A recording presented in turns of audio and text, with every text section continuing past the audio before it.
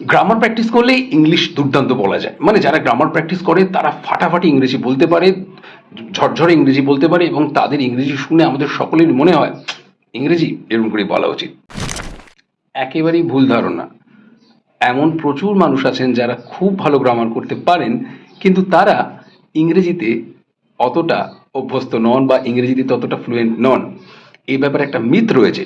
Grammar অবশ্যই জানা উচিত, কিন্তু যদি আমি ভাবি আমি সব গ্রামার শিখে তারপর ইংরেজিতে কথা বলতে পারবো, সেটা তো হবে না।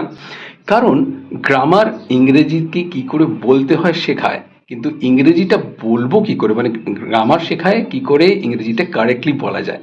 কিন্তু ইংরেজি বলতে তো আগে শুরু করতে হবে, তারপরে গ্রামার নিয়ে চিন্তা করতে হবে। একটু কল্পনা করুন, একটা ছোট্ট শিশু যে ঘরে, যাদের ঘরে ইংরেজিতে কথা হয়, সে তো প্রথমে নিশ্চয়ই টেন্স শেখে না, ভার্ব শেখে না, ভয়েস চেঞ্জ, ন্যারেশন চেঞ্জ শেখে না, সে তো জানে না কোনটা আর্টিকেল কোনটা প্রিপোজিশন, কিন্তু সে তো বলতে পারে, ঠিক যেমন আমরা বাংলায় বলি। তাই শোনা আর বলা, লিসেনিং অ্যান্ড স্পিকিং, এই দুটো শুরু করতেই হবে। অথবা আপনি খুব ভালো গ্রামার জানুন অথবা না জানুন, you have to start early.